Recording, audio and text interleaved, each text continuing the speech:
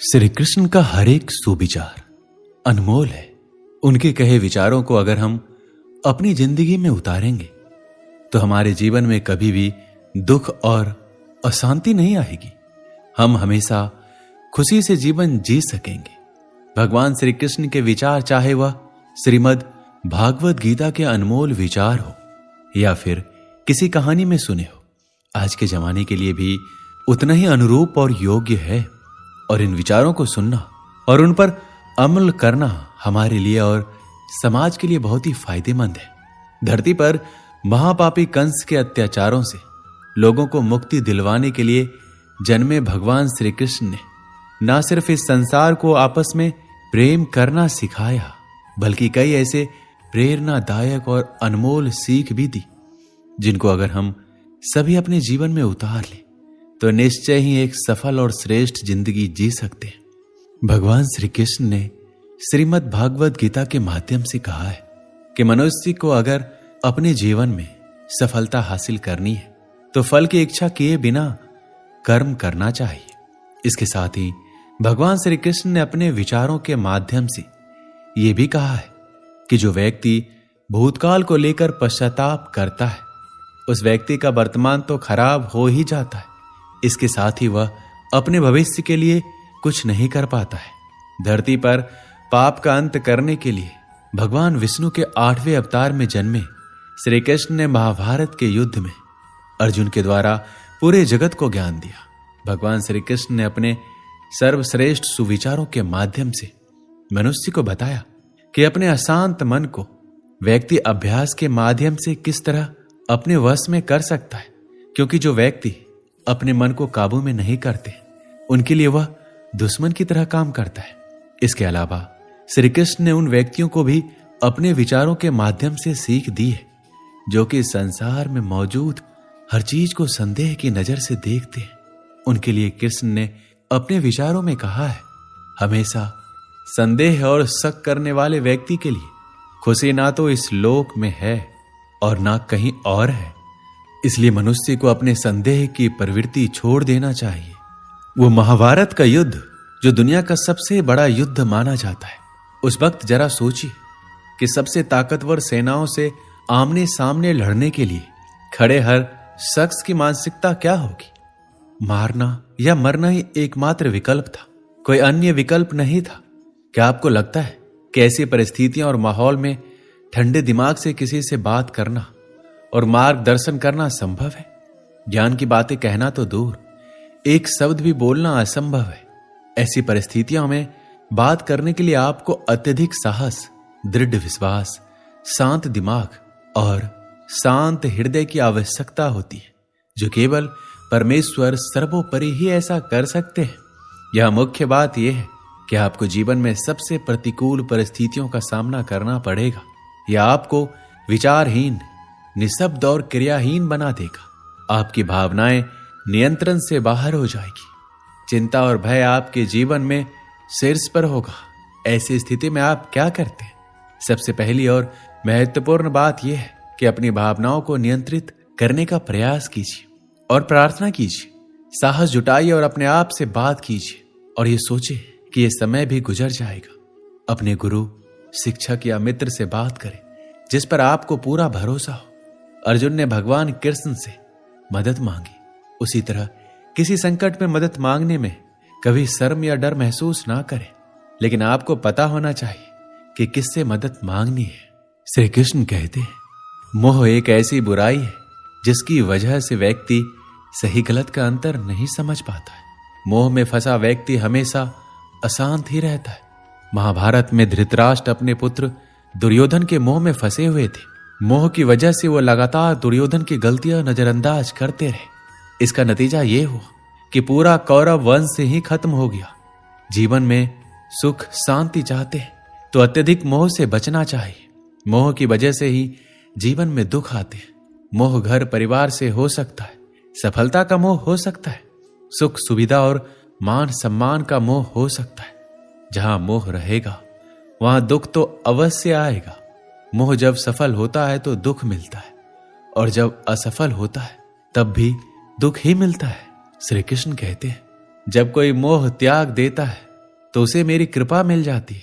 मोह रहित व्यक्ति परम आनंद प्राप्त करता है, इसलिए मोह का त्याग करना चाहिए और जो हमारे पास है उसी में संतुष्ट रहना चाहिए। ज्यादा पाने का मोह रहेगा तो दुख का बढ़ना तय है। जब कोई हमारे सुख दुख का कारण बन जाए तो हमें समझ लेना चाहिए कि हमने खुद ही उन्हें अपने दुख का कारण बनने के लिए आधार दिया है।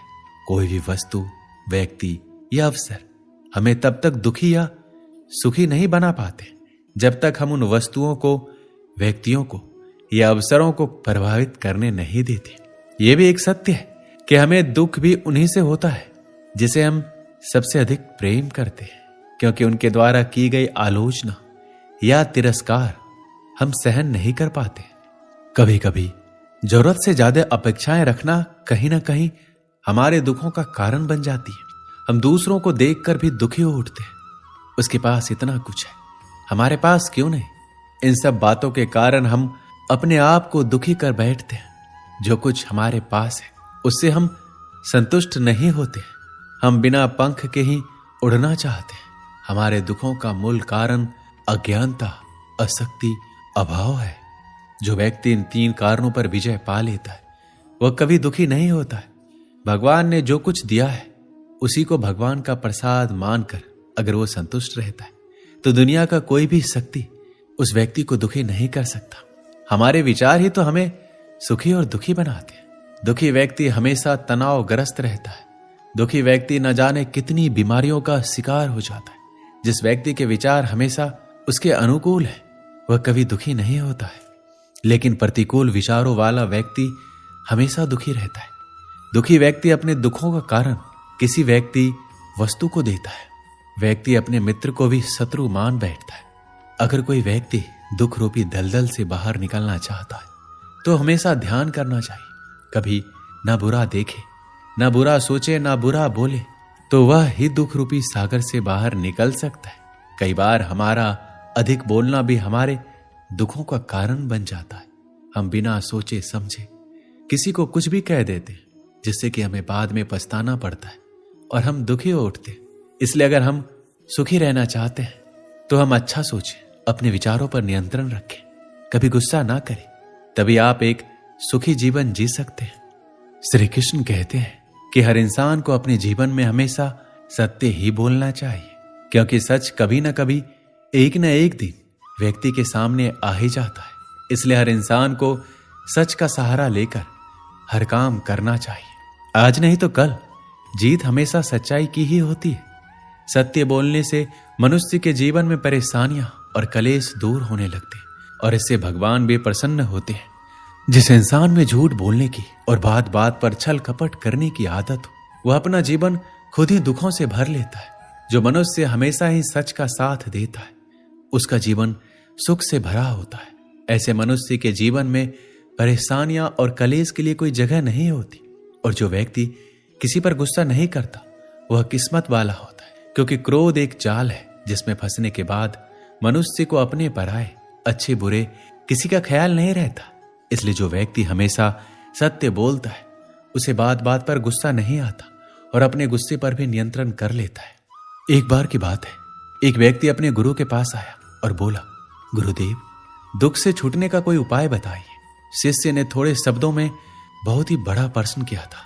दुखों की दुनिया में जीना, लेकिन उसी से मुक्ति का उपाय भी ढूंढना बहुत मुश्किल सवाल था।